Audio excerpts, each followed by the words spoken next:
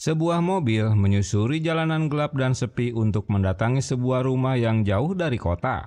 Tiba di lokasi, kedua ahjuma itu keluar dari mobil untuk bertemu dengan seorang bocah yang menjadi dukun terkenal bernama Sojin. Mereka jauh-jauh datang dengan membawa uang agar bisa dibantu si dukun untuk menyantet orang. Waduh, pieta. Sayang, menurut sang ibu anaknya lagi sakit, jadi sedang beristirahat. Salah satu si ahjuma memaksa agar dukun anak itu bisa membantunya. Karena suaminya selalu selingkuh dan setiap mabuk menghancurkan isi rumah. Ahjuma meminta dukun itu untuk membuat sakit suaminya. Mungkin kerisnya tak bisa bangun kali ya. Aduh, kacau. Selain memberikan foto, nama lengkap dengan BIN-nya, serta dompet milik suaminya. Melihat amplopnya tebal, wah, bu dukun itu mau juga dah ngerjainnya. Setelah masuk ke kamar anaknya, rupanya si bocah benar-benar lagi sakit. Entah benar telah dikerjakan santetnya atau belum, dia menyuruh kedua ahjuma itu segera pergi. Baru juga akan meninggalkan rumah itu, istrinya menerima pesan jika suaminya sedang dibawa ke rumah sakit. Dia percaya jika misinya telah berhasil. Setelah kepergian tamunya, ibu itu melanjutkan untuk mabuk-mabukan. Namun tiba-tiba anaknya yang sakit terbangun dari tidurnya karena mendengar ada bahaya yang sedang mengancam ibunya.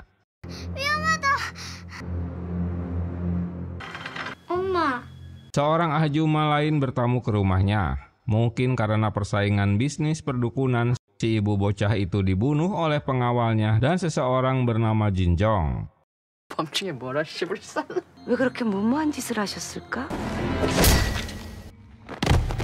Peristiwa itu disaksikan oleh Sojin. Tak hanya itu saja, rumahnya juga dibakar hingga Sojin diam-diam kabur dari rumahnya. Dan drama The Curse pun dimulai.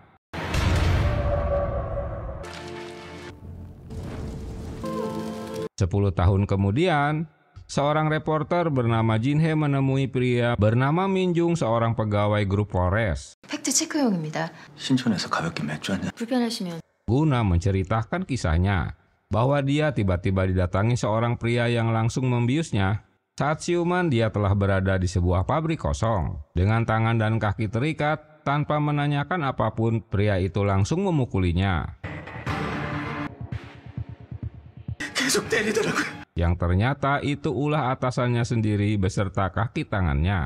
Anehnya, saat pemukulan itu terjadi, disertai bau dupa yang menyengat. Karena ceritanya dianggap tahyul, apalagi dengan terlibatnya Jinjong, seorang CEO sukses, Jinhae tak percaya begitu saja hingga membuat Minjung tersinggung dan marah. Minjung bekerja di bagian coding yang baru saja dipecat dari pekerjaannya dengan alasan restrukturisasi. Hasil wawancaranya diperlihatkan pada atasan Jinhae bernama Kim yang juga bos di media Jongjin.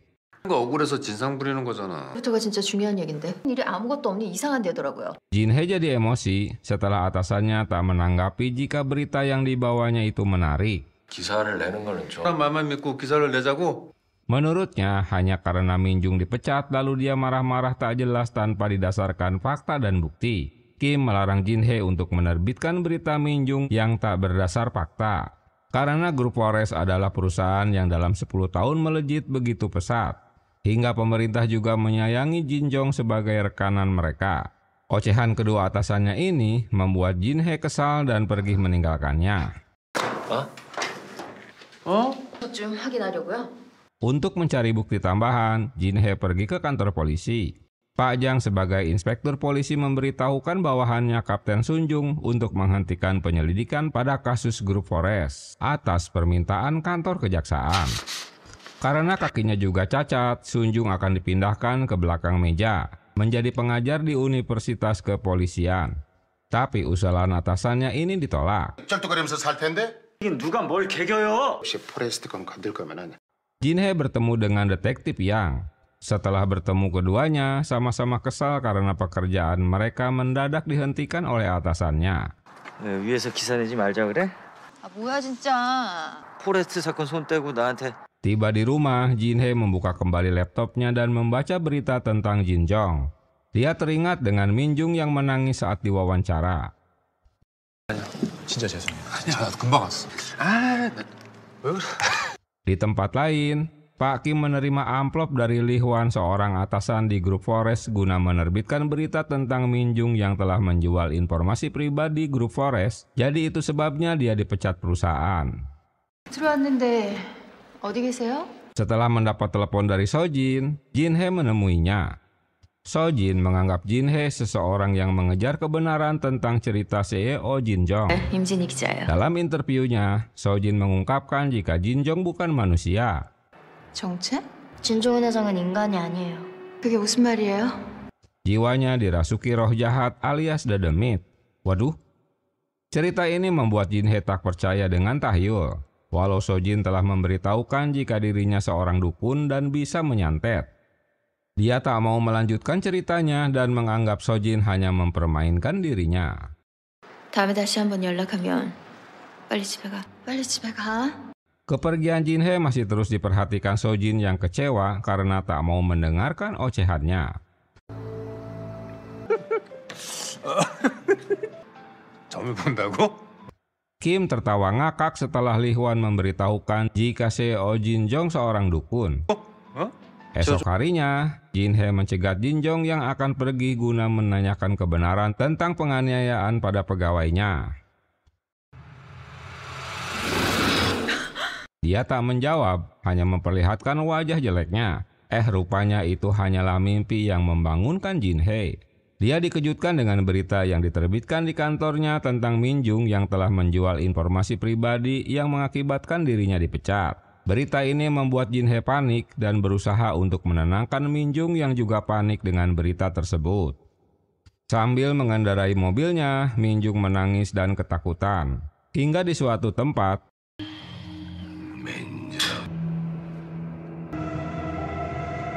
Min Jung mendadak seperti tak sadarkan diri, seolah-olah ada mistis yang telah menyuruhnya untuk melakukan bundir, hingga mobilnya terjatuh ke jurang. 민정희 씨 대답 좀 해요. 민정희 씨. Jin Hee menemui atasannya untuk memarahi mengapa Pak Kim menerbitkan berita itu. Tewasnya Min Jung dikarenakan dia mengemudikan mobilnya dalam keadaan mabuk. 경찰에 나가라랑 통화했어. 차에서 술병들도 나오고. Berita ini didapat dari kantor polisi. Kesal karena bawahannya selalu melawannya, Kim tak segan-segan mencekiknya. 뭐라고? Marah dengan perlakuan atasannya, Jin Hee teringat dengan ucapan Sojin bahwa dia dapat membuktikan untuk menyantet seseorang hanya dengan memberikan foto dan barang pribadi sebagai targetnya. Lalu dia kembali menemui Sojin. Sojin pun beraksi untuk menyantetnya. 내가 오늘 진짜 죽여버리고 싶은 사람이 있어서. 사주라도 봐주려고?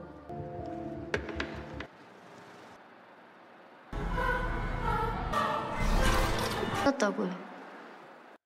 Di tempat lain, setelah mendapat kabar Sunjung dan temannya mendatangi TKP, ternyata Pak Kim yang tewas dengan berlumuran darah dengan posisi tubuh yang mengerikan.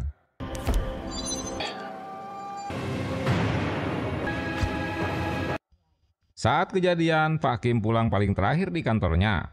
Begitu melintas di ruang bawahannya, seperti ada makhluk yang mematahkan tulang-tulang tubuhnya.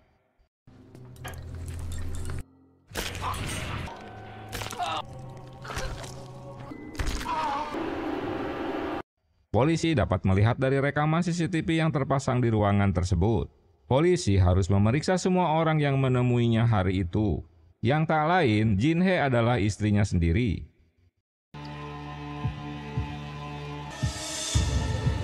Sementara Sunjung tak dapat menghubungi sore itu, karena Jin Hee ketiduran di rumah sehingga alibinya diragukan. Dalam riwayat panggilan telepon Pak Kim, ditemukan nama Li Hwan. Itulah mengapa detektif memberitahukan sebelum dia diinterogasi. Setelah Jin Hee datang ke kantor polisi, dia terkejut mendengar berita kematian bosnya. 김주환 부장이 죽었다고? 어떻게 죽었는데? 부장을 만난 게 몇 시경이었습니까? Jin Hee mengakui jika mereka memang bertengkar di hari kemarin dikarenakan artikel yang dimuat atasannya tentang Min Jung. Sementara artikel yang dibuat dirinya ditentang karena bertolak belakang dengan artikel yang akan diterbitkan oleh atasannya. Berita yang diterbitkan atasannya membuat Min Jung tewas. Setelah pertengkaran itu, suasana hatinya tak baik jadi dia mematikan ponselnya dan tidur di rumah. 핸드폰을 꺼놓고 잠들었어요. 어떻게 죽은 거예요? Detektif menjelaskan jika Pak Kim tewas seperti ada kekuatan super yang tak terlihat pada rekaman CCTV dengan melipat-lipat tubuhnya hingga tewas. Penjelasan itu mengingatkan Jin Hee pada perkataan Sojin bahwa santetnya Tokcher Bray. Li Hwan yang mendapat foto dari kepolisian memberikan foto itu pada Jin Jong. Tentu kematiannya itu bukan ulah manusia. Jin Jong menanyakan di mana keberadaan dukunnya. 진경 대표. 바로 말씀드리겠습니다. Di tempat lain, Jin Hee kini baru percaya tentang prosedur atau ilmu santet. Dia mengeceknya di internet sambil mengingat apa yang telah dijelaskan oleh Sojin. Kondisi jasad Kim terpelintir seperti boneka mainan. Pihak forensik tak dapat melakukan otopsi. 부검하는 데 엄청 먹었습니다. 물을 압박하고 위안이어서 두 다리가 부러졌고 이제 누가 때려치기도 못 뛰겠구나. Jin Kyung kembali ke Korea setelah dipanggil pulang oleh Jin Jong. Tiba di rumah, Sun Jung tak menemukan istrinya yang masih di jalan. Di kamarnya, tak sengaja dia menemukan tutup bolpen milik Pak Kim, yang saat itu polisi tak menemukannya. Ternyata Jin Hee sedang menguntit Sojin yang baru saja keluar dari sekolahnya. Dalam penguntitannya, dia melihat seseorang menculik Sojin. 너 살고 싶으면 제대로 무릎 꿇고 사과해. 등이 함부로 놀리지 말라고 했지. Rupanya itu pertengkaran dengan temannya yang melibatkan kakaknya. Penganiayaan mulai terjadi saat itulah Jin Hee muncul untuk menolongnya. Lagi-lagi malah direndahkan. 좋은 말로 할 때 꺼져라. 쉽냐?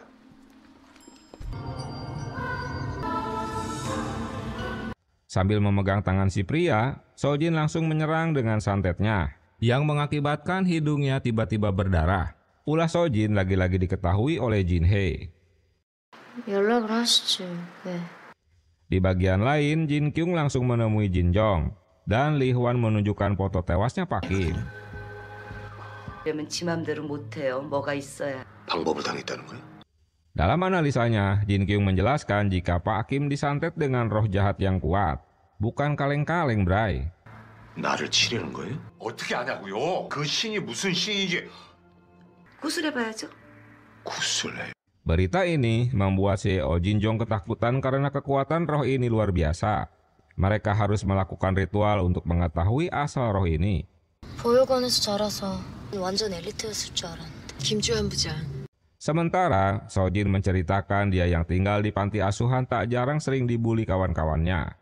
Sambil berjalan pulang, Sojin menceritakan kisah masa lalunya. Bahwa ibunya juga seorang dukun. Dia menularkan ilmunya di saat Sojin masih 5 tahun. Ibunya juga yang melakukan ritual untuk memasukkan roh jahat pada CEO Jin Jong. Anehnya, setelah berhasil melakukan ritual itu, ibunya malah dibunuh oleh kaki tangannya. 근데 이상하게 Hingga suatu hari, dia melihat Jin Jong tampil di televisi. Sojin belum tahu pasti mengapa Jin Jong membunuh ibunya setelah berhasil mengirimkan monster jahat pada tubuhnya. Jin Kyung melakukan ritual di hadapan mayat Kim.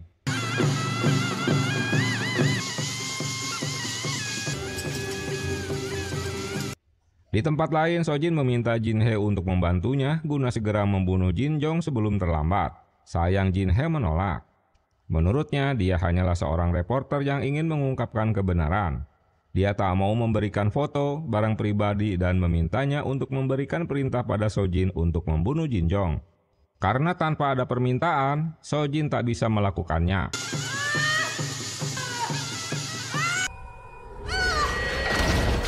Di akhir ritual, Jin Kyung terpental dan mendapati bahwa Pak Kim benar-benar disantet melalui nama dan barang milik pribadinya. 재밌는 혼신이 붙은 놈이네. Di masa lalu, Jin Jong hidupnya masih miskin. Dia bahkan merencanakan untuk bercerai dengan istrinya dan membiarkan anak-anak dibawa oleh istrinya. 결국 그래 갈라설라카나. 빚만 안 떠넘기나 그래. Rencana ini membuat ibunya marah. Hari itu sang ibu menyuruh Jin Jong untuk mengikuti ritual yang dilakukan oleh ibu Sojin. Walau dia tak percaya dengan tahyul, tapi karena terpaksa dia mau melakukannya.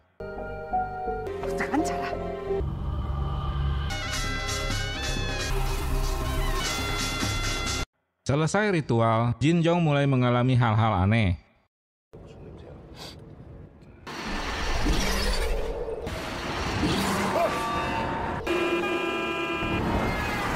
Hingga dia mulai melakukan aksi jahatnya dengan membuang anak anjing yang menghampirinya.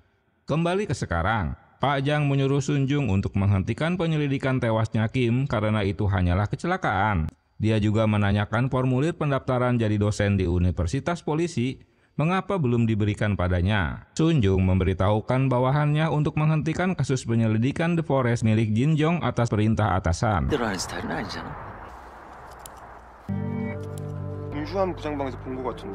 Dengan tewasnya Pak Kim, kini Jin Hee diminta untuk menggantikannya sebagai redaktur berita lokal. Dengan masih berjalannya proses ritual, membuat kantor Jin Jong harus dibersihkan, takut ada jimat yang menyerangnya.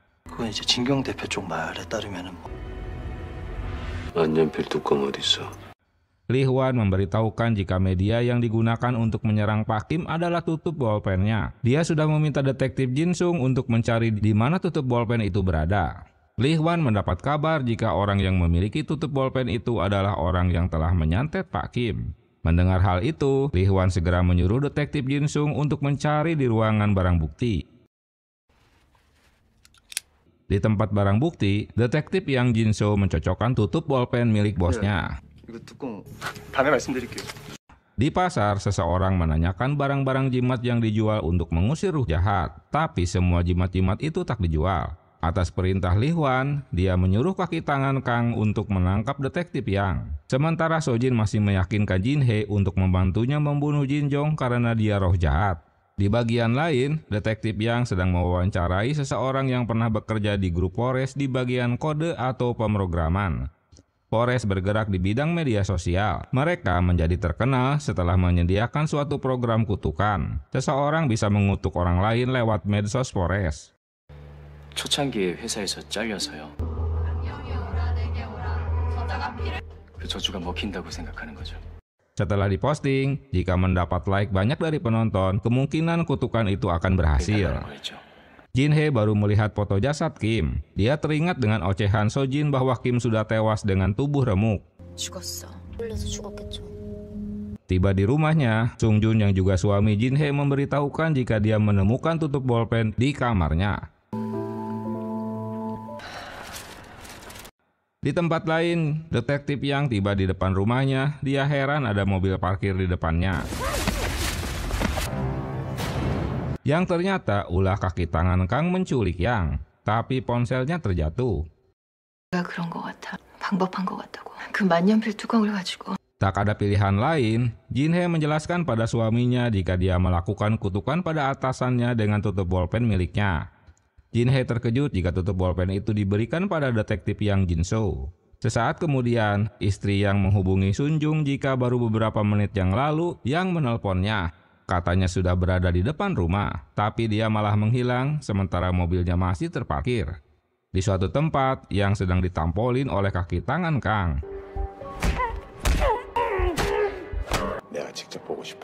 Atas perintah Jin Jong, yang tak mau menjawab dari mana asal tutup bolpen itu ditemukan. Dia memastikan jika kawanan penculik itu orang-orang Forest. Karena Yang tutup mulut, Jin Jong memerintahkan mereka untuk membunuh istrinya saat akan digantung. Dalam kesempatan itu Yang mendorong si begundal hingga terjatuh dari lantai atas yang menimpa mobil yang terparkir.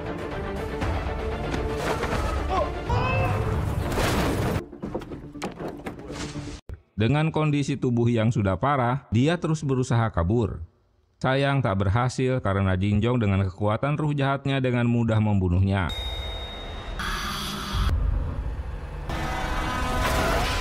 Dengan tewasnya Yang tentu membuat istrinya yang tinggal nunggu waktu untuk melahirkan sangat terpukul.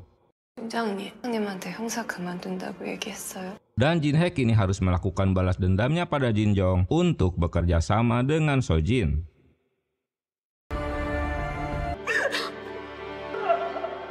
그 새끼 방법하자. Sekelompok dokter dari universitas menemui ahli tentang barang-barang mistik bersejarah di Jepang.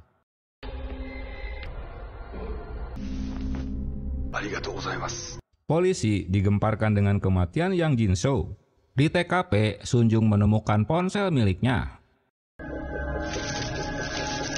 Jin Kyung mendapat kabar jika santet yang dilakukan dengan barang milik pribadi dan nama target yang diterjemahkan dalam bahasa Mandarin berarti jenis target Inugami yang menggunakan ruh anjing.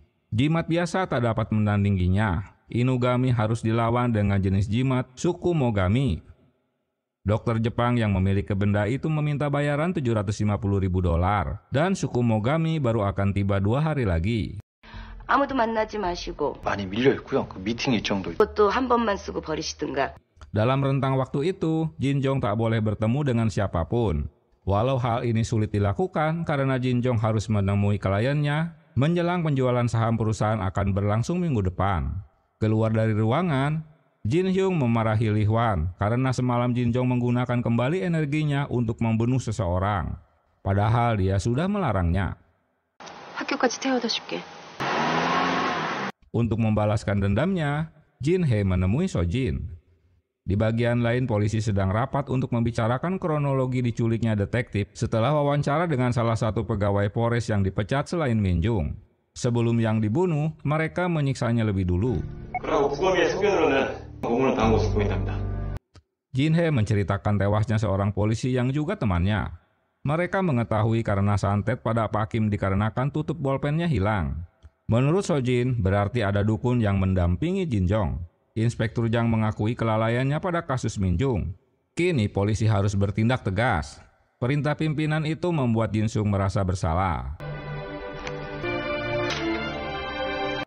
Setelah perbuatan keji terhadap bawahannya, Inspektur Jang menolak Sung Jun untuk pindah ke universitas. Dia menyuruh untuk menangkap kelompok pembunuh. Dengan menyamar jadi wartawan, Pil Sung mendekati Myun Jun, supir Jin Jong. Dengan speak-speaknya, dia berusaha untuk mendapatkan barang pribadi milik bosnya dengan membelikan kopi untuknya. Menurut Myun Jung, situasi kini sangat sulit karena bosnya sekarang menggunakan barang sekali pakai. Agar bisa lebih serius, Pil Sung memberikan $1.000 untuknya. Dia tak menyangka akan mendapatkan duit sebanyak itu. Ternyata itu perintah Jin Hae untuk segera mendapatkan pesanannya. 대인 상사라고 유통업이었어요. 포레스트 수상한 법인이라 코딩 부서. Jin Hae menemui kantor Dae-in yang selama ini mengurusi pajak kantor Jin Jong sebelum ada Polres. Asisten Bojong membaca buku yang dibuat Dr. Kim Yung Min bahwa ruh-ruh jahat dari Jepang itu awalnya datang ke Korea melalui Busan dan menetap di pekuburan Asindong. Informasi ini mengingatkan Jin Kyung pada peristiwa masa lalu. Jin Jong memberitahukannya jika peristiwa itu terjadi di Asindong, yang juga merupakan tempat tinggalnya di masa lalu. 그 방법사 잡을 수 있을 것 같아요. 잘 됐네. 제가 이상무랑 얘기해서 잘 해결할게. Sementara dalam perjalanan untuk menemui klien, Myun Jung mendapatkan ide untuk menukar korek api milik bosnya guna diberikan pada Pil Sung. Tiba di kantor akuntan, Jin Hae diperbolehkan untuk memeriksa data pajak milik kantor Dae-in yang ternyata hanya untuk mendapatkan nama Jin Jong dalam huruf Mandarinnya. Setelah menurunkan bosnya, Myun Jung membeli korek api agar bisa ditukarkan dengan milik bosnya. 그 포레스트 몰라? 우리 진 회장님 같은 분. Saat bertemu dengan pimpinan Lee untuk membicarakan bisnis baru, Lee mencium bau dupa yang menyengat. Saat Lee akan membakar rokoknya, korek milik Jin Jong ternyata gasnya habis. Dengan refleks dia membuang korek itu, tapi Lee terheran karena Jin Jong memungutnya kembali. Dengan alasan dia tak mau membuang barang-barang pribadinya.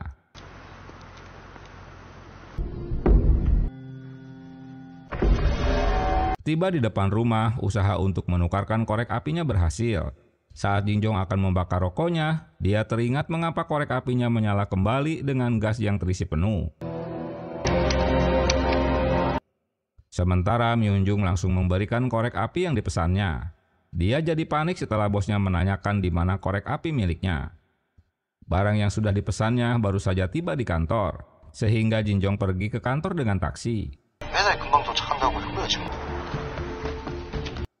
Setelah mendapatkan korek api dan nama Jin Jong, Sojin segera melakukan santet untuknya.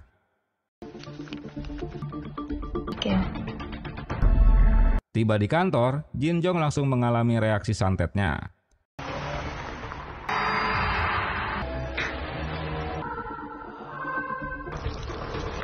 Jin Kyung yang sudah menunggunya segera melakukan perlawanan pada Sojin. Sementara barang dari Jepang yang diharapkan bisa menolongnya baru saja tiba dan langsung digunakan. Barang itu berupa beduk untuk mengusir santet yang dilakukan ruh-ruh jahat dari Jepang.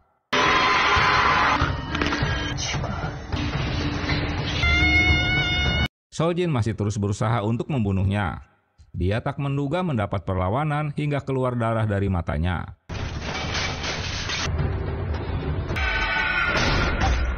Dan berakhir dengan jebolnya beduk tersebut yang mengakibatkan kaca mobil Jin Hye dan kaca-kaca di kantornya pecah. Sayem. Namun Jin Jong masih dapat diselamatkan dan serangan santet itu berbalik pada Sojin. 역사를 맞았을 거예요.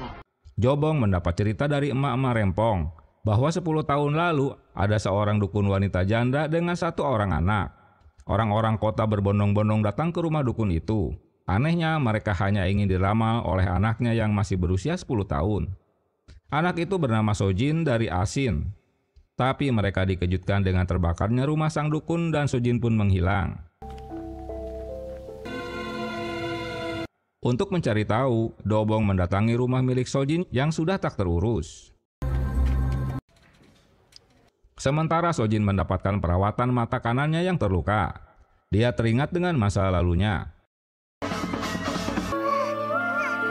Sojin tak tahu bagaimana bisa Jin Jong membalikan santetnya.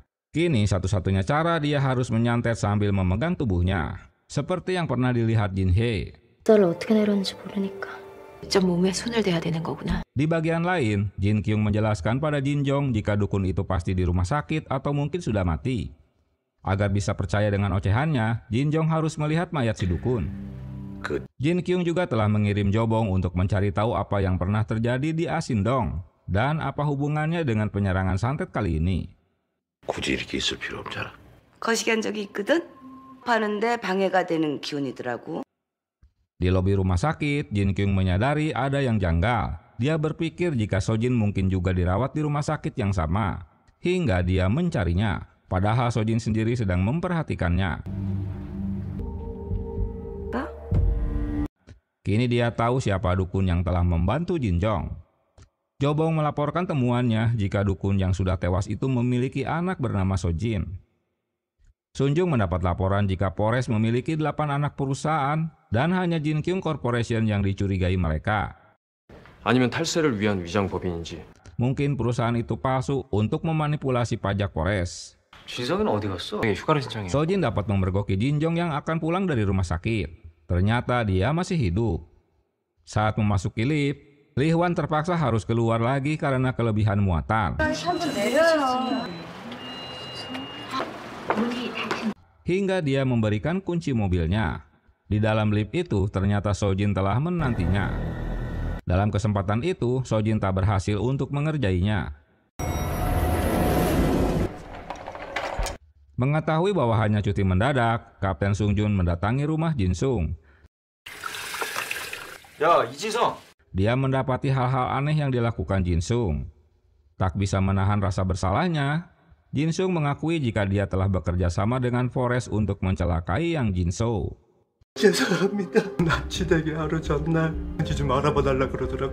Dia tak tahu jika tutup bolpen milik Kim akan menjadi masalah besar bagi mereka. Lee Hwan orang yang menanyakan tentang tutup bolpen tersebut.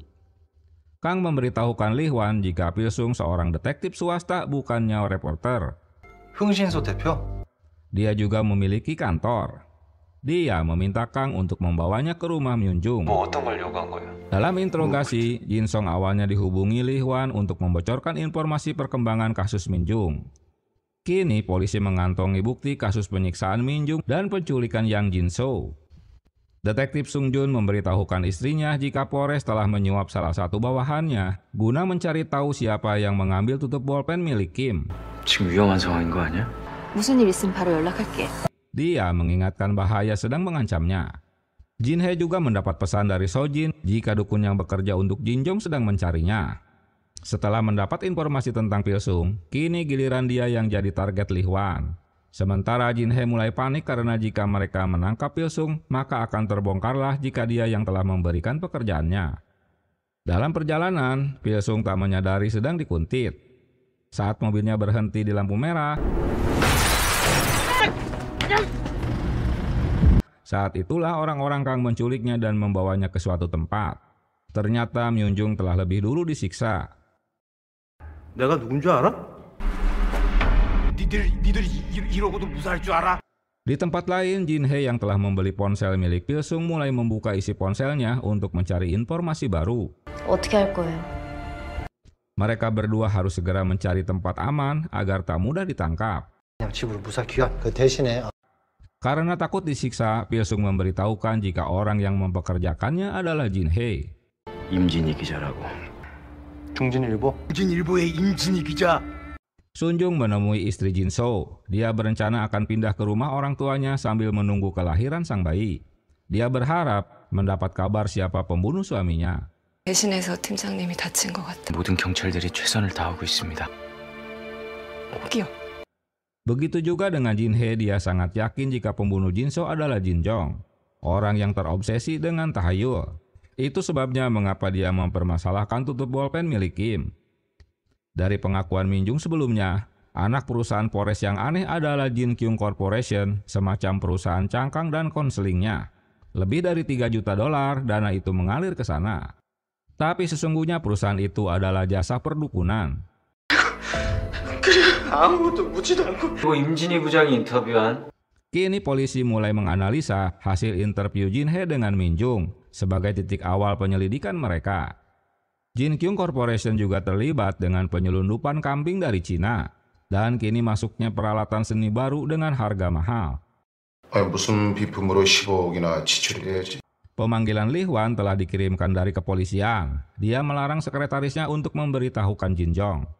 Saat sedang membuka-buka postingan Forest, Jin Jong teringat dengan wajah Sojin yang pernah ditemuinya di dalam lift di rumah sakit. Dia juga mengingat wajah seorang anak saat mengikuti ritual untuk pertama kalinya. Dia meminta Jin Kyung untuk segera menemuinya. Sementara Sunjung mengamankan istrinya dan Sojin di suatu tempat. 남편. 실은 경찰이야. 널 위협하고 있다. 뭐 이런 얘기들? Polisi mulai menggerbek Jin Kyung Corporation yang ternyata hanya sebuah rumah milik Jin Kyung. Polisi memfoto-foto isi barang di rumah tersebut.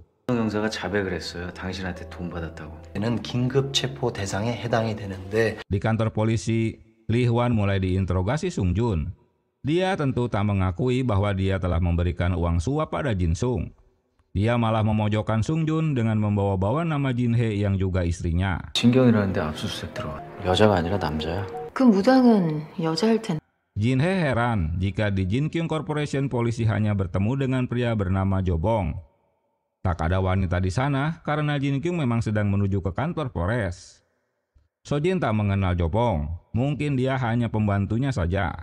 우리 저주에서 태고에 올라와야 되는데. Di bagian lain, Jin Jong memberitahukan Sojin orang yang mengutuk Forest. Dia merasa tak asing lagi dengan wajahnya ini. Berita digerebeknya rumah Jin Kyung juga diketahui Jin Jong karena denda penyelundupan kambing dari Cina itu belum dibayar. Mereka mulai menyadari jika polisi mulai menargetkannya. 움직이면서 그 임진희라는 기자하고. 기자? Mereka terkejut jika Jin Hye, istri detektif itu, yang telah menyantet Kim dan bos mereka. Jin Kyung meminta Lee Hwan untuk menangkap reporter dan melarang Jin Jong untuk bertemu langsung dengan Sojin. Mereka menduga jika Sojin adalah anak dukun yang melakukan ritual padanya. 내일 도사들이 한국에 들어와요. Jin Kyung telah mengundang dukun-dukun sakti untuk melindungi malam ini. Dia memintanya untuk fokus pada rencana penjualan saham perusahaan beberapa hari mendatang. 포레스트 쪽 움직임이 좀 이상한데요. 이런 사건에 변호사를 셋이나 조사만 두치고. Ada yang aneh dengan Jobong yang kini didampingi 3 pengacara. Sementara interogasi Lihwan tadi datang sendirian. Jobong kelabakan karena barang yang disita polisi akan segera digunakan untuk ritual. Selesai diinterogasi, Jobong menerima pesan ancaman dari Jin-hee jika dia harus datang menemui mereka atau dia akan disantet. 너의 사진과 한자 이름 그리고 네 물건을 가지고 있다. Dalam ketakutan, Jobong memberitahukan rahasia yang dia tahu. Jika dalam beberapa hari ke depan akan ada ritual yang dilakukan bersama para dukun dari luar negeri. 우리가 한 방법을 어떻게 막았지? 큰 신이 깃든 북인데. 이제 못 쓰는 거야? Selain itu, beduk untuk melawan santet yang telah dibeli mahal dari Jepang rusak dan tak bisa dipakai lagi. Jin-hee meminta Jobong harus mengirimkan informasi setiap harinya. Perkembangan apa yang akan dilakukan bosnya. 무슨 짓을 꾸미고 있는지. 이제 4일 남았어. Jin-hee harus mencari tahu maksud ritual besar yang akan dilakukan mereka. Waktunya hanya tinggal tersisa 4 hari lagi. 10 tahun yang lalu, Ibu Sojin melakukan ritual pada Jinjong. Namun yang terjadi malah ruh jahat bersarang di tubuhnya. Kesalahan ini membuat Bu Jinjong marah. Tak ada cara lain, Bu Sojin harus melakukan ritual kembali untuk mengeluarkan ruh jahat di tubuhnya.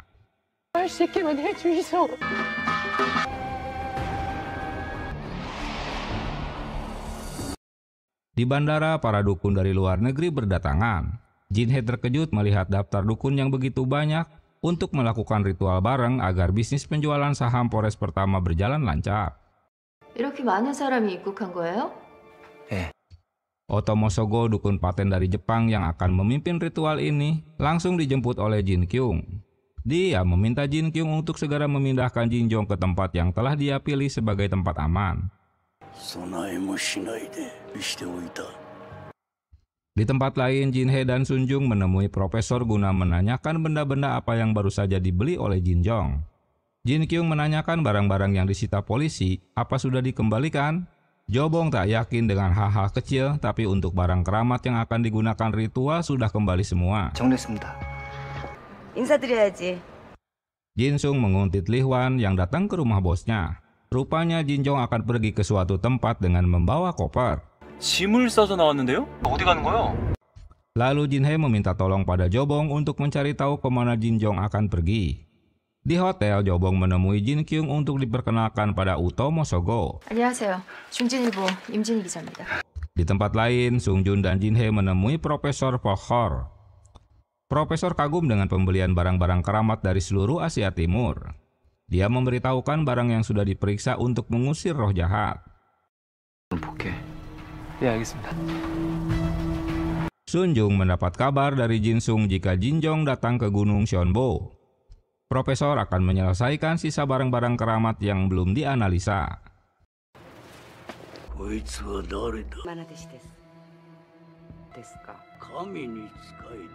Di saat Jobong diperkenalkan Jin Kyung sebagai murid didiknya, tak diduga Otomo Sogo memberitahukan jika dia telah berkhianat dan bekerja untuk orang lain.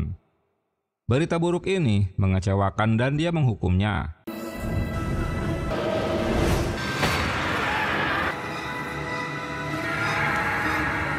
Jin Kyung menyerahkan Jobong pada orang-orang Kang untuk dieksekusi. Profesor Tak memberitahukan temuan baru pada beduk yang sudah jebol bahwa barang keramat itu untuk menarik dan menjaga ruh jahat, dengan kata lain untuk merasuki ruh jahat. Lalu Sunjung memberitahukan berita dari profesor kepada Jin-hee. Kini Jin-hee tahu jika Jinjong berniat melakukan pertukaran ruh jahat dalam dirinya, itu sebabnya ritual dilakukan di hari Ipo. Wah, tambah bingung lagi si Sunjung mendengarnya. 너 진짜 괜찮아? Kesal sendirian di hotel, Sojin pun pergi.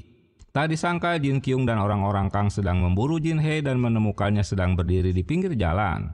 Jin Kyung langsung dihipnotis dan menculiknya bersamaan dengan Jobong yang berada di mobil tersebut. Aksi ini dilihat oleh Sojin yang memang berada di dekat TKP.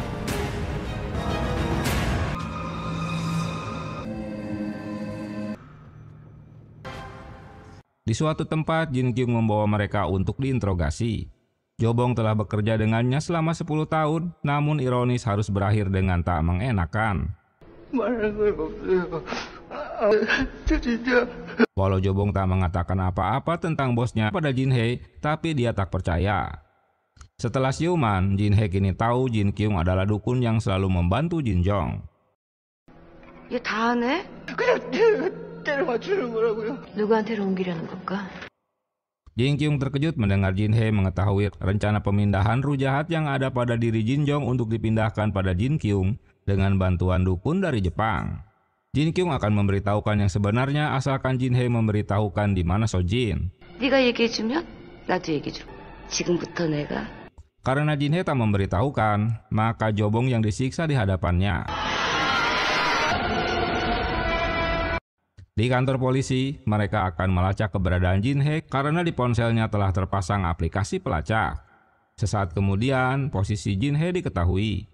Sun Jung meminta bantuan polisi setempat untuk mencarinya. 꼬마 어딨니? Sojin menghubungi Jin Kyung untuk mengajaknya bertemu. Dia masih ingat jika Jin Kyung orang yang telah membunuh ibunya. Di masa lalu, Jin Kyung salah membunuh ibunya, seharusnya dia membunuh Sojin yang saat itu menjadi dukun anak. 소진아, 너 나서지 마! 소진아! 내가 너 직접 만날 테니까. Singkat cerita, mereka janjian bertemu di stasiun kereta. Sebelum pergi, dia meminta Kang untuk membunuh keduanya. Polisi bergerak untuk menolong Jin Hye. Jin Kyung marah saat Li Hwan melarangnya untuk membunuh Jin Hye karena akan mengacaukan segalanya. Mereka membawa keduanya. Dalam perjalanan, mobil mereka berpapasan dengan mobil polisi. Di dalam mobil, Jobong terus berdoa hingga membuat Kang dan kawan-kawan merasa kesal karena berisik. Dalam laporan GPS, Sung Jun baru menyadari jika Jin Hye berada di mobil yang telah melewatinya. Dia menyuruhnya untuk berputar balik. Sementara Jin Kyung tiba di stasiun kereta. Kesal dengan ocehan Jobong, akhirnya mereka melakban mulutnya. Di dalam mobil, Kang menyadari iring-iringan mobil polisi itu sedang mengejar mereka. Saat memeriksa isi tas Jin Hye, mereka menemukan aplikasi pelacak yang aktif. Kang membuang ponselnya dan Sung Jun menemukannya. Mereka melanjutkan pengejaran.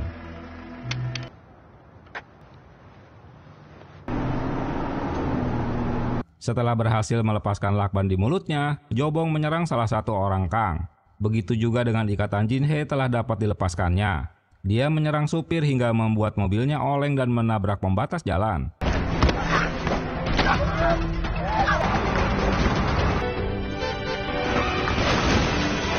Di stasiun, rupanya Sojin berhasil menggiring mereka untuk masuk ke dalam kereta. Dia terus berjalan menyusuri gerbong.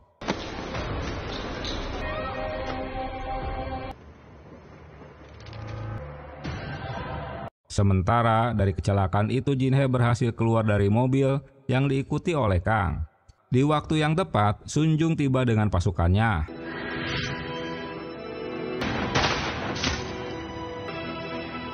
Dia menembak Kang yang akan membunuh istrinya. Sung Jun berhasil menyelamatkannya. Setelah mendapat posisi yang pas guna memegang tangan Jin Kyung, Sojin langsung menyantetnya.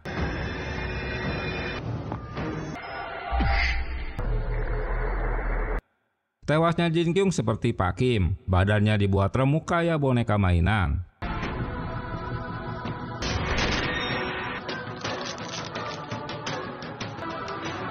Seorang penumpang yang melihat berteriak hingga membuat penumpang lain berhamburan karena ketakutan.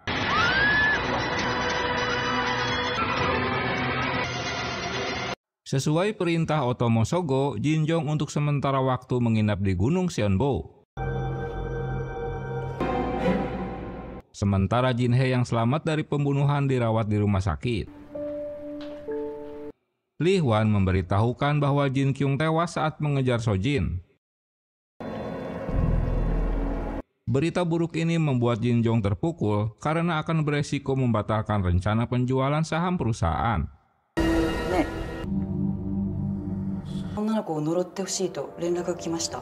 Setelah mendapat perintah dari Jin Jong, kini tugas Otomo harus menyantet Sojin. 그런 일이 있었어요? Detektif menjemput Lee Hwan untuk meminta keterangan di kantor polisi. 그래서 우리도 굉장히 죄송한데 가시죠. Sementara Sunjung mendapat dokumen yang didapat dari tas milik Jin Kyung yang berisi daftar kutukan Polres. 들어있어가지고 뭐 신원 확인해 봤는데. Tim forensik tak dapat mengidentifikasi jasad Jin Kyung yang telah meremukkan tubuhnya sendiri. Sunjung mengetahui jika kasus ini pernah terjadi pada Pak Kim. Setelah membeli jaket dan topi, Sojin bergegas naik bis untuk menuju Gunung Seonbo. Interogasi Lee Hwan berlanjut dengan menanyakan tentang daftar kutukan Polres. Namun KTP yang ditunjukkannya memang palsu, bukan foto Jin Kyung, jadi dia tak mengenalnya. Rupanya si Kang belum tewas. Dia juga diinterogasi untuk mengakui tentang penculikan dan pembunuhan yang dilakukannya. Tapi dia tak mau ngoceh. 가지고 계시는지 그걸 제가 그냥 수사를 하고 계시는 건지. Lee Hwan berpura-pura tak mengerti mengapa detektif ini selalu mengaitkan Polres dengan berbagai kasus, yang tentu saja akan membuat citra perusahaannya jadi tercoreng. Di dalam mobilnya, Lee Hwan ngoceh-ngoceh sendiri karena kesal pada Jin Kyung yang sudah diingatkan agar tak membunuh mereka hingga proses saham perusahaan ini dimulai. Dan kini malah terbunuh lagi. Dia meminta orang kantor untuk memposting Jin Hye dan Sunjung dalam daftar kutukan Polres dengan menggunakan akunnya. 그것도 모른다는데요. 빨리 의식을 회복해야 뭐라 나올 것 같아. Karena Lee Hwan tak mengaku kenal dengan Jin Kyung, maka mereka harus mendapat informasi dari Jobong. Sunjung mendapat pesan dari profesor bahwa di Gunung Seonbo terdapat patung kepala Buddha yang kerasukan. Sementara Sojin mendapati para pengawal Jin Jong terus berjaga-jaga di lokasi gunung. Setelah Jin Hye siuman, dia menyuruh suaminya untuk menangkap Jin Kyung. Tapi dia terkejut mendengar dukun itu tewas. Sojin telah melakukan santet secara langsung. Walau itu sulit dipercaya, tapi itu nyata. 방법한 거야. Mungkin kini Sojin pergi ke Gunung Seonbo untuk mengejar Jin Jong. 방법한 거라고. 진종이를 직접 방법하러 천보산으로 갔을 거야. Malam harinya, Sojin mulai mendekati Jin Jong yang tidur di dalam tenda. Di tempat lain, Otomo Sogo mulai menyantet Sojin. Cara dia menyantet berbeda dengan dukun lain. Dia menuangkan animasi lukisannya pada kertas. Mengapa Jin Jong menginap di Seonbo? Penjelasan profesor masuk akal karena jika santet tak akan dapat digunakan pada seseorang yang sedang berada di sekitar patung kepala Buddha kerasukan. Itu sebabnya dia tidur di sana. Mengetahui Sojin dalam bahaya, Jin Hye mengajak Sunjun menyusulnya.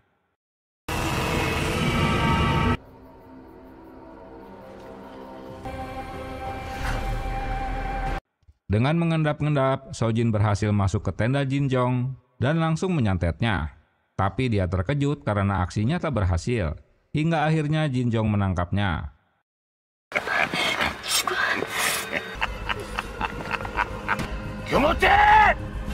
Awalnya Jin Jong ingin membunuhnya, tapi dia teringat sesuatu dan memastikan tangan Sojin memiliki kesamaan dengan tangannya.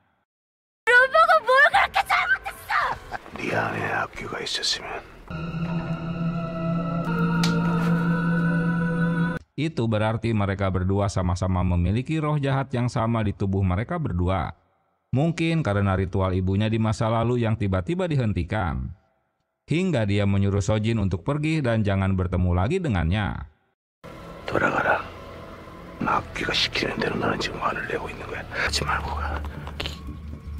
Begitu juga dengan usaha Otomo menyantet Sojin belum berhasil karena Sojin berada di sekitar patung Buddha. Jin Jong menghubungi Lee Hwan untuk mengeluarkan Sojin dari daftar kutukan dan membiarkan Jin Hye dan Sunjung tetap di dalam daftar. Perintah untuk mengeluarkan Sojin membuat si Lee Hwan bingung. Di dalam mobil, Jin Hye jadi kehilangan arah setelah Jin Kyung tewas. Menurutnya dalam peluncuran IPO atau saham Polres, mereka akan melakukan ritual dengan didampingi dukun-dukun dari luar pimpinan Utomo. Dugaannya, ruh jahat yang terdapat di tubuh Jin Jong akan dipindahkan ke tubuh Jin Kyung, tapi kini Jin Kyung telah tewas. Karena Sung Jun tak percaya dengan penjelasan istrinya, Jin Hee meminta Sung Jun cara berpikirnya berbeda. Kita tak bisa menggunakan akal sehat, tapi harus berpikir mengikuti cara Jin Jong agar bisa selaras. 회사 상장했을 새로운 회사로. Otomo masih ngoceh-ngoceh membaca mantra.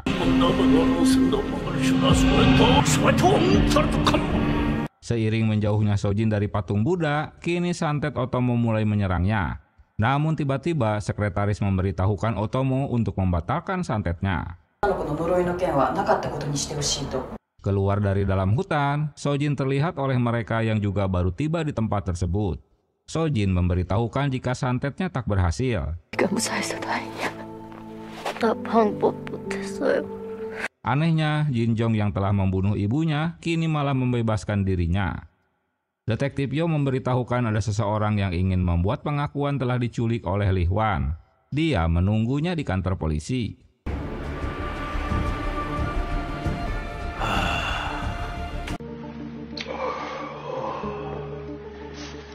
Ternyata orang yang ingin mengadukan penculikan itu Pil Sung. Dia memastikan foto-foto pelaku yang telah menculiknya.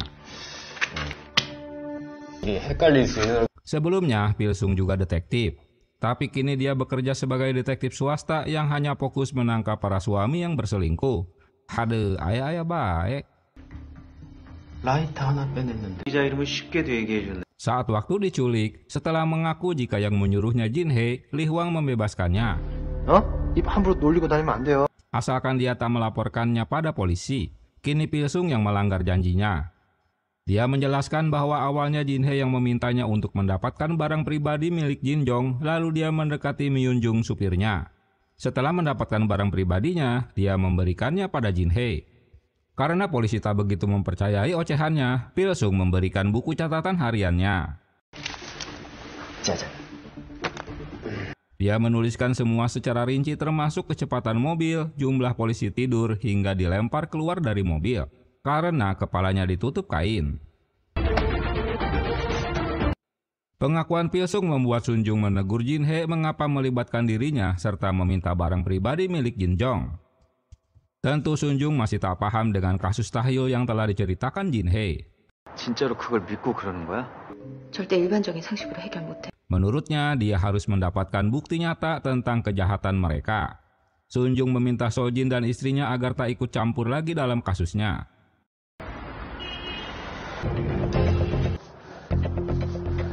Esok harinya, polisi mengikuti napak tilas sesuai dengan buku catatan Pil Sung dengan menelusuri jalan. Namun malah nyasar tak karuan.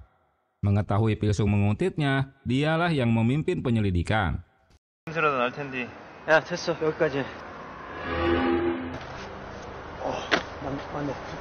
Hingga menemukan jalan penjual ayam goreng dengan putrak.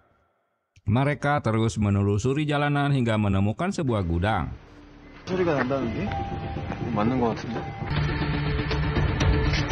Lagi-lagi dengan instingnya, Pil Sung dapat menemukan gudang di mana mereka disekap. Besok proses IPO Polres akan berlangsung. Mereka harus bisa menebak kemana ruh jahat dalam tubuh Jin Jong akan berpindah. Sojin baru teringat bahwa Jin Jong juga memiliki tanda stigma seperti di tangannya. Setelah dicek dengan logo baru Polres, rupanya itu menggambarkan tanda di tangannya. Kemungkinan dia akan memindahkan ruh jahat itu pada Polres yang berisi daftar orang-orang kutukan. Itu sebabnya di hari H dia akan melakukan ritual. Di kantor polisi, setelah mengetahui jalan mana yang mereka lewati, kini polisi mengecek rekaman CCTV di jalan tersebut. Jin Hee memberitahukan tentang rencana pindahnya arwah jahat di tubuh Jin Jong pada Polres. Lagi-lagi, Sun Jung tak percaya dengan tahyul. Jin Hee terkejut saat Sojin menunjukkan daftar kutukan Polres. Ada namanya dan Sun Jun yang telah di-tag oleh Li Hwan. Tapi informasi ini masih tak dipercaya Sung Jun.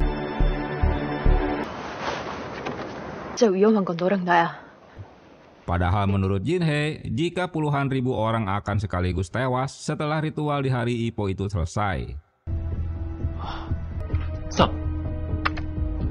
Akhirnya rekaman CCTV itu menangkap Li Huan saat masuk ke dalam gudang. Penjelasan Jobong malah menakutkan Jin Hee karena setelah Jin Jong berhasil memindahkan ruh jahatnya, maka medsos Polres akan semakin dipenuhi kutukan. 뭐라고? 자신에게 저통해할 거라고. 재미로 저주하고 죽이면. Di mana orang-orang akan saling mengutuk dan membunuh. Itulah memang impian Jin Jong. 세상 요괴하려는 거라고. Ocehan Jobong tak dipercayai Sun Jung, tapi Jin Hee malah sebaliknya. Sung Jun mendapat kabar jika Li Huan tertangkap kamera. Kini mereka dapat menangkapnya. 그놈들 잡을 수 있다고. 진이야. 들어 제발. 진이야! Jin Hee panik dengan apa yang akan terjadi. Walaupun polisi dapat menangkap Li Huan, tapi tak ada yang dapat menghentikan Jin Jong karena proses IPO dan ritual akan dilakukan besok. 그땐 진종이나 방법할 수 있어요. 이환 체포하러. 야, 내가 살다 내가. Sun Jung menangkap Li Huan di kantornya. Sementara Jin Hee dan So Jin harus mendapatkan barang pribadi Jin Jong guna menyantetnya di hari H. 까지 우리 신경 써주신다니까 치하고 맘먹고 있었는데. 10 tahun lalu, Jin Kyung sedang bertamu di rumah dokter. Mereka berterima kasih karena Jin Kyung telah menolong karir Pak Dokter untuk menjadi direktur rumah sakit dengan memberikan jimat untuknya. 희한한 환자가 하나 들어왔는데 원인도 불명이네. 저도 궁금해지네요. Dalam pembicaraan mereka, ada pesan masuk pada ponsel Pak Dokter yang memberitahukan bahwa seorang pasien baru masuk selalu mengamuk di kamarnya. Penasaran dengan ulah pasien, Jin Kyung menawarkan diri untuk membantunya. Barangkali ada ruh jahat yang merasukinya. 탈진할 법도 한데. Setelah melihat kondisi pasien, ternyata orang itu bernama Jin Jong. Itulah awal perkenalan Jin Kyung dengannya. Setelah dipastikan jika Jin Jong memang kerasukan, dia meminta izin dokter untuk melakukan ritual di kamarnya. 승부를 볼 테니까.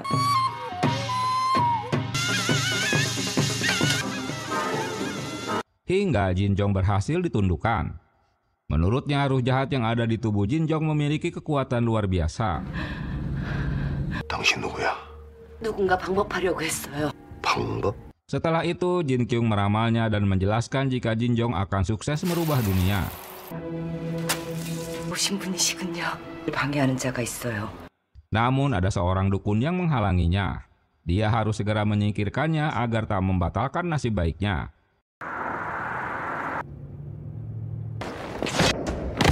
Akhirnya dukun itu pun dibunuh yang langsung disaksikan oleh Jin Jong sendiri, dan dukun itu tak lain adalah Ibu So Jin. Untuk mendapatkan barang pribadi Jin Jong, mereka mendatangi Ibu Jin Jong dengan mampir lebih dulu untuk melihat rumah So Jin yang dia tinggalkan. 김필성 씨가 납치되었다고 주장하는 곳의 동선이 상당히 신빙성이 있다는 결론에. Di tempat lain, polisi sedang rapat membicarakan keterlibatan Li Huan dengan aksi penculikan selama ini. Dan masih harus mengaitkan keterlibatan Jin Jong sebagai atasan. 저것보다 확실한 게 어디 있어? Saat bertemu, Jin Jong memperkenalkan sebagai reporter. Bu Jin Jong menjelaskan beberapa hari lalu ada orang suruhan dari kantor untuk mengambil semua barang-barang pribadinya. 부근의 CCTV를 전부 뒤진 결과 김필성 씨를 납치한 것으로 보이는. Dalam interogasi, Li Huan terpojok dan tak bisa mengelak lagi. Dia mengakui semua tuduhan polisi dan tetap berusaha melindungi atasannya. Walau di penjara, dia akan mendapatkan jutaan dolar. 진짜 다 안 할 필요 없다니까! 정말로 내가 했어요, 진짜로. Sementara jika dia melibatkan Jin Jong, maka proses penjualan saham perusahaan akan batal. 다 자백해버렸네. Kembali ke Bu Jin Jong, dia membawa beberapa barang pribadi anaknya yang sempat diamankan sang ibu. Penjelasan Bu Jin Jong mengejutkan mereka. Di masa lalu, bisnis Jin Jong bangkrut karena terlilit hutang. Keluarganya juga bercerai. Dalam kesempatan itu, diam-diam Jin Hee mengambil bolpen milik Jin Jong. Untuk membuang kesialan anaknya, sang ibu membawanya untuk melakukan ritual dengan membayar 4.000 dolar. Setelah beberapa bulan ritual, anaknya malah tak pernah menghubunginya sama sekali. Bahkan tak mau menemui cucunya. Untuk memastikan semuanya baik-baik, sang ibu pergi ke Seoul untuk menemui anaknya. Setelah beberapa lama menunggu di depan kantor, Jin Jong pun datang. Tapi betapa kecewanya dia karena anaknya tak mengenalinya. Bahkan menyebutkan jika anaknya sudah mati. Aduh, ngenes ya. 죽었어. Hingga suatu malam dia mendengar jika anaknya kerasukan ruh Inugami alias arwah anjing. Genshin. Dukun yang melakukan ritual itu datang kepadanya untuk mengakui kesalahannya karena telah memindahkan ruh Inugami yang berada di tubuh anaknya pada Jinjong. Sebelum ritual dilakukan, sang ibu berpesan pada Sojin bocah agar tak keluar dari dalam lemari yang sudah ditempel dengan mantra, sampai ibunya menyuruh keluar. Namun Sojin bocah yang tak mengerti apa-apa pengap kali di dalam lemari hingga dia melanggar perintahnya dan mengintip ritual itu.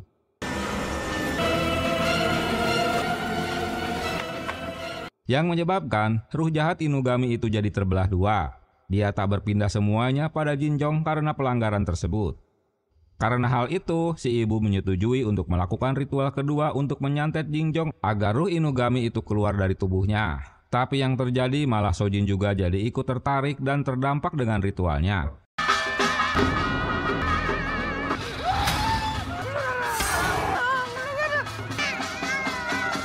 Hingga akhirnya dukun itu menghentikan ritualnya. Sementara Jinjong di kantornya juga ikut berdampak dan membuat kacau di saat rapat.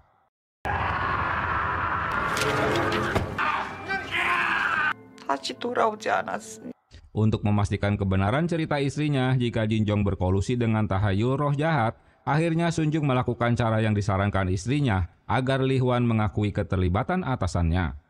결국 우리 엄마 때문이네요. Kini Sojin mengetahui cerita yang sebenarnya bahwa ibunya lah yang bersalah telah melakukan kesalahan ritual pada Jinjong. 어떻게든 진종현 방법할 거예요. Apapun yang akan terjadi besok, dia harus menyantet Jinjong walau dirinya juga harus mati. Karena tak boleh membiarkan ruh jahatnya berpindah ke Forest karena akan membunuh orang-orang yang masuk daftar tagar dengan santetnya. 다른 무당들이 진종현을 보호하는 구슬. Besok para dukun itu akan berbagi tugas untuk melindunginya. Karena Jinhe juga sudah masuk dalam daftar kutukan Forest, jadi Sojin harus menyantet dirinya lebih dulu sebelum Forest itu menyantetnya. 포레스트의 저주의 숲에. Maka ruh jahat pada diri Jinjong akan kehilangan kekuasaannya melakukan santet. Semua itu berdasarkan analisa dari profesor sambil memberikan bolpen milik Jinjong semasa sekolah. 네가 주도권을 쥐게 될 거야.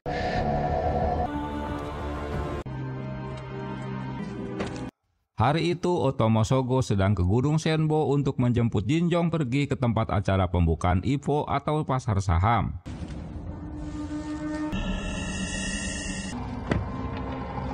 Mereka menyiapkan identitas panitia untuk Jinhe dan Sojin agar bisa masuk ke gedung. Di dalam gedung persiapan sedang dilakukan, Jinhe dan Sojin berhasil masuk tanpa diketahui penjaga. Seseorang bernama Kim memanggil dan mengajaknya berbicara hingga menarik perhatian tim keamanan. Di tempat lain, interogasi pada Li Hwan dilanjutkan. Dalam penjelasan Minjung, Forest sebenarnya sama dengan Twitter atau Instagram. Hanya dia memiliki program tambahan berupa hutan kutukan. Dan semua akun dapat melakukan kutukan Forest jika ada yang menjengkelkannya. Wah, ini sih cocok untuk para booster ya. Sung Jun kemudian menggabungkan kisah mistis ini dalam penyelidikannya, bahwa pimpinan Jinjong telah membiarkan ruh jahat yang berada dalam dirinya untuk mengutuk orang lain. Tentu pendapatnya ini membuat semuanya terheran. Ocehan ini awalnya disepelekan oleh Li Hwan dengan bertepuk tangan. Dan berpendapat bahwa semua ucapan ini konyol.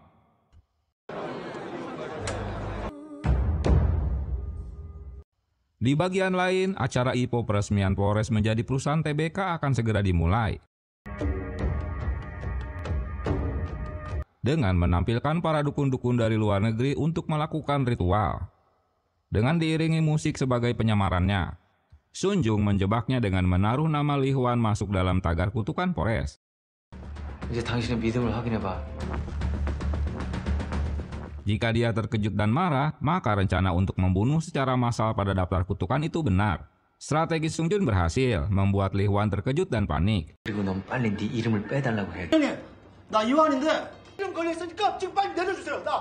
Dia menghubungi Direktur No Insob sebagai pemalsu tag di kantor untuk segera menghapus tagar namanya. Setelah dicek, Insop memberitahukan jika nama Li Hwan tak ada dalam daftar kutukan. 송님, 왜 섭태그에 안 걸려 있는데? Rupanya Sung Jun hanya menampilkan Photoshop dengan memanipulasi postingan Forrest pada Li Hwan. 다 죽일 거라는 걸 믿으면서도 그를 도왔어. Cara ini berhasil membuktikan akan adanya rencana pembunuhan massal melalui tagar kutukan Forrest. Sung Jun segera memerintahkan timnya untuk menyerang kantor Forrest. Pengacaranya yang tak percaya hanya berdiam diri dengan interogasi tak normal seperti biasanya. Tampilnya Jin Jong ke atas panggung mendapat sambutan dari para undangan. Sementara polisi mulai bergerak untuk menangkap No Sob. Para undangan tak tahu jika aksi Jin Jong ini melakukan ritual jahat dengan dipimpin oleh Otomo Sogo.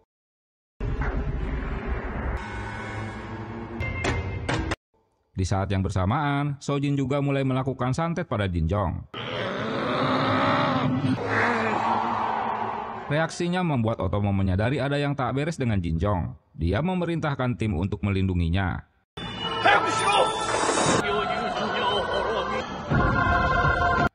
Kekuatan Sojin harus melawan begitu banyak para dukun yang melindungi Jin Jong. Tapi satu persatu mereka mulai bertumbangan. Sementara para undangan senang dan tak menyadari jika mereka sedang perang santet di atas panggung. Di tempat lain, polisi menangkap No Insop. Karena timnya sudah pada tumbang, Otomo yang melakukan perlawanan dengan memukul beduknya. Sementara waktu yang tersisa untuk memulai pasar saham Forrest mulai menghitung mundur. Di layar monitor, muncul logo baru Forrest dengan harga sahamnya, sementara Jin Jong sedang sibuk melawan santet Sojin. Ruh jahat yang ada pada diri Jin Jong telah berpindah ke kutukan Forrest. Jin Jong tak ingat sedang di mana dirinya. Sojin sendiri sudah kewalahan melawan santet mereka. Otomo memastikan jika ruh jahat sudah pergi dari tubuh Jin Jong dan berpindah ke kutukan Forrest.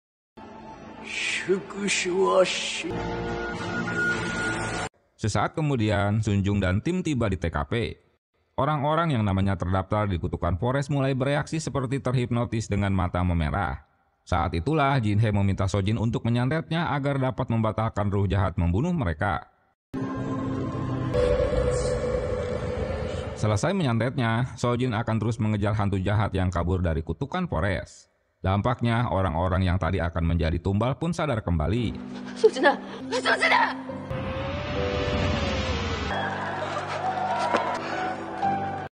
Tiba-tiba muncul kobaran api yang membakar tubuh Jin Jong.